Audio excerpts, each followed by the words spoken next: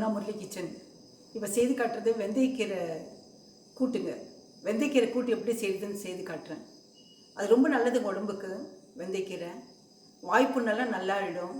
Constitution இருக்காது. Fibre அதிகமாக இருக்குது, அதனால் கான்ஸ்டிபியூஷன் இருக்காது. நைட்டில் சாப்பிடாதீங்க, பகலில் மட்டும் சாப்பிடுங்க. கீரையை மட்டும், எந்த கீரை இருந்தாலும் பகலில் சாப்பிடுங்க. டைஜஷனுக்கு ரொம்ப நல்லது. மாரடைப்புக்கு மாரடைப்பு வராதுங்க அது சாப்பிட்டாக்க, அடிக்கடி சாப்பிட்டாக்க. எல்லாத்துக்குமே நல்லதுங்க. பிபி, சுகரு எல்லாத்துக்குமே நல்லதுங்க. அது எலும்புக்கும் நல்லது. அதனால் இது செய்து காட்டுறேன் நான். கூட்டு வெந்தயக்கீரை கூட்டுக்குங்க. பருப்பு நான் துவரம்பருப்பு 1/2 கப்பு இந்த கப்பில் அளந்துருக்கேன் நான். 1/4 கப்பு பாசிப்பருப்பு. இது ரெண்டையும் குக்கரில் வச்சுருக்கேன் கழுவி. அதுக்கு அன்னைக்கு மாதிரி விளக்கெண்ணெய் ஊற்றிருக்கேன் நான். விளக்கெண்ணெய் ஊற்றி வேக வைக்கலாம். இப்போ அது வேகிறதுக்குள்ளே இந்த கூட்டு தாளிக்கலாம். கூட்டு தாளித்து காட்டுற பாருங்கள். வெந்தயக்கீரை கூட்டு. எண்ணெய் எந்த எண்ணெய் வேணாலும் சமையல் எண்ணெய் யூஸ் பண்ணிக்கலாங்க. அது 2 சீரகம் போடலாங்க. சீரகம் 2 போடலாங்க. எண்ணெய் காஞ்சது. வெங்காயம், பச்சை மிளகாய் போடலாம்.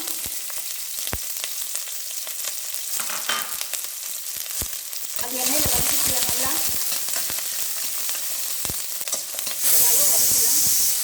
பருப்பு இது 3 விசில் விடலாம். பருப்பு வெந்துடும். இப்போ கீரை போடலாம். வெந்தயக்கீரை உப்பு தண்ணியில் கழுவி உப்பு தண்ணியில் நறுக்கி வச்சுருக்குங்க. இது எண்ணெயிலே வதக்கலாம். மஞ்சள் தூள் கொஞ்சம் போட்டுக்கலாம். பருப்பில் மஞ்சள் தூள் போடல. இது ஆஃப் பண்ணிடலாங்க. பருப்பு மட்டும் ஆஃப் பண்ணியிருக்கேன். 3 விசில் வந்தாச்சு. 1/2 ஸ்பூன் போட்டுக்கலாம் மஞ்சள் தூள். கீரை கம்மியாகிடுங்க. வதக்கிற பிறகு ரொம்ப கம்மியாகிடும். இப்போ தக்காளி பழம் 2 கட் பண்ணி வச்சுருக்கேன் நான். 2 பழம் சின்ன சின்ன பழம் கட் பண்ணி வச்சுருக்கேன் நான். பெரிய பழம் கிடையாது. அதை போடுறேங்க. அங்கே கொஞ்சம் எண்ணெயிலேயே கொஞ்சம் நல்லா வதக்கி விட்டுடலாம். கொஞ்சம் தக்காளி பழம் கொஞ்சம் மெதுவாகணுங்க. அப்புறமா உப்பு போடலாங்க. கல் உப்பு போடலாங்க. எனக்கு அது பழகி போச்சு, அதனால் அது போடுறேன். கீரை கலவாக போட்டுக்கோங்க. அப்புறம் பருப்பு போடலாம். இது வதங்குற வரைக்கும் மூடி வச்சிடலாம்.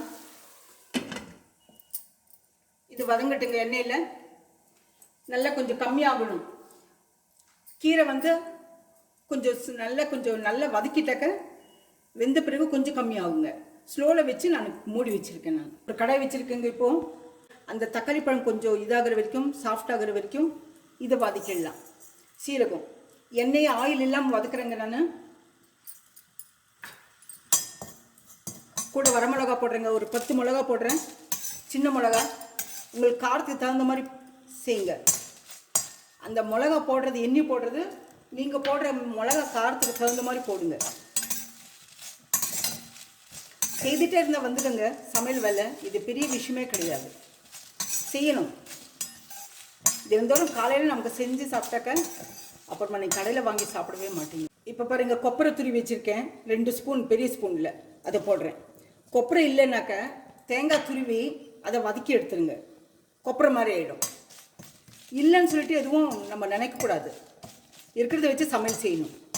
இது கொப்பரை இருக்கிறதுனால நான் கொப்பரை துருவி வச்சுருக்கேன். நான் ஆஃப் பண்ணிடலாங்க. இப்போது பெருங்காயத்தூள் கொஞ்சம் போடலாம்.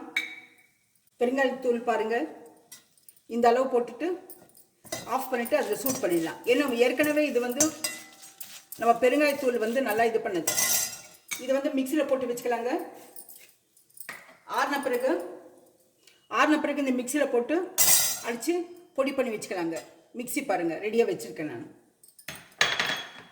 இப்போ இந்த கீரை சாஃப்டாக இருக்கா பார்க்கலாங்க. தக்காளி பழம் சாஃப்டாக இருக்கா பார்த்துக்கலாம். குக்கர் ஆறின பிறகு அந்த தண்ணியை ஊற்றிடலாங்க. பாருங்கள், தண்ணி ஒரு 1/4 டம்ளர். அந்த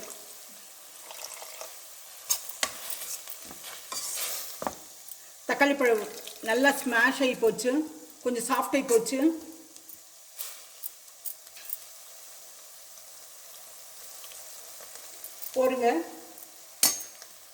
தண்ணி கம்மியாக ஊற்றலாங்க, ஏன்னா பருப்பு தண்ணி வேறு ஊற்றணும்.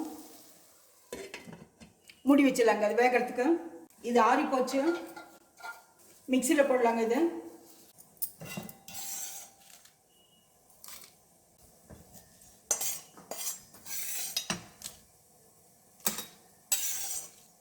மிக்சியில் போட்டு எடுத்துடலாங்க. இது இப்போ இது மிக்சியில் போட்டுக்கலாங்க. இப்போ மிக்சி அடிச்சுட்டுங்க, ஒரு 2 முறை அடித்தா போருங்க. ரொம்ப நைஸாக இதுக்கு தண்ணியெல்லாம் ஒன்றும் ஊற்ற வேண்டாம். சும்மாவே ட்ரையாக வந்து அப்படியே சீரகம், கொப்பரை, இது வரமிளகா, பெருங்காயம் இதை போட்டு வறுத்து லேசாக வறுத்து இதை பொடி பண்ணி வச்சுருக்கேன் நான். இப்போ இந்த பருப்பு வெந்ததை பார்க்கலாங்க.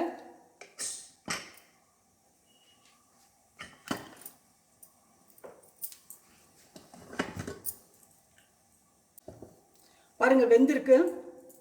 நல்லா நல்லா கொஞ்சம் பாசிப்பருப்பு போட்டதுனால நல்லா குழஞ்சிருக்கு. இப்போ இது ஊற்றலாங்க.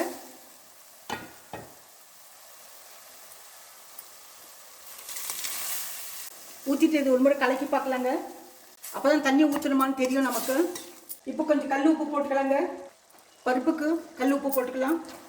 தண்ணி கொஞ்சம் ஊற்றலாம்.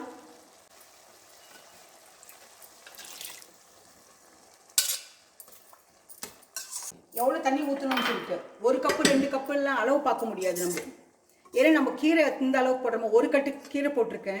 நீங்கள் வாங்குகிற கட்டு பெருசோ சின்னதாக நமக்கு தெரியாது. ஒவ்வொரு கடையில் ஒவ்வொரு மாதிரி கட்டு விற்பாங்க. இது கொதித்த உடனே போருங்க. கீரை வெந்தாச்சு. இது கொதித்த உடனே அந்த பவுட்ரு போட்டு இறக்கணுங்க. இதை மூடி போட்டு மூடிடலாங்க.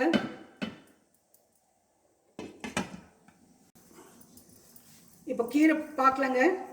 கீரை வெந்திருக்கான்னு பார்க்கலாம். இந்த மிக்சியில் இருக்கிறது போட்டுடலாங்க. கீரை அப்போவே வெந்தாச்சு. பருப்பு போட்டிருக்கேன். அது கொதி வந்ததும்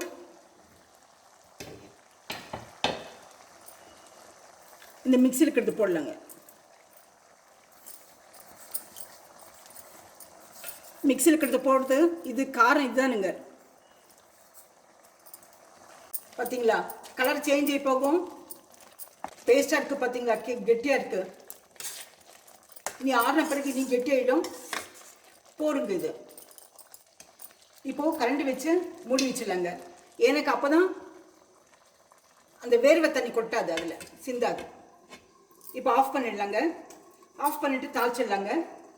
தாளிக்கிறதுக்கு கரண்டி வச்சுருக்கேன்.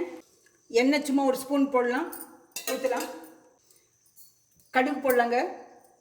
கடுகு பொரியுதுங்க. கடுகு பொரியுது. இப்போ வெள்ளை உளுத்தம் பருப்பு போடலாம். பெருங்காயம் பொடி.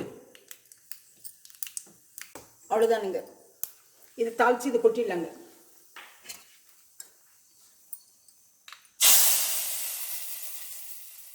கொஞ்சம் மணமாக இருக்கும். இது கடைசியில் நம்ம எதாவது வேணால் ட்ரான்ஸ்ஃபர் பண்ணிக்கலாங்க. பாருங்கள், இந்த மாதிரி இருக்கும் கீரை கூட்டு. உங்களுக்கு வெந்தயக்கீரை காட்டுறேங்க நான்.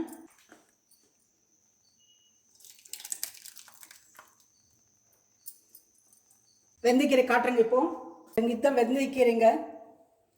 நான் உங்களுக்காக கொஞ்சம் எடுத்து வச்சுருக்கேன். நான் வெந்தயக்கீரை பாருங்கள், இந்த மாதிரி இருக்கும். வெந்தயக்கீரை கேட்டால் கடையில் கொடுப்பாங்க. அது இது மாதிரி செய்யுங்க. லேர்னர்ஸ்க்கு நான் சொல்லித்தரேன், எக்ஸ்பர்ட்ஸ் கிடையாது. எல்லோரும் உங்களுக்கெல்லாம் நல்லா தெரியும் சமையல் வேலையெல்லாம்.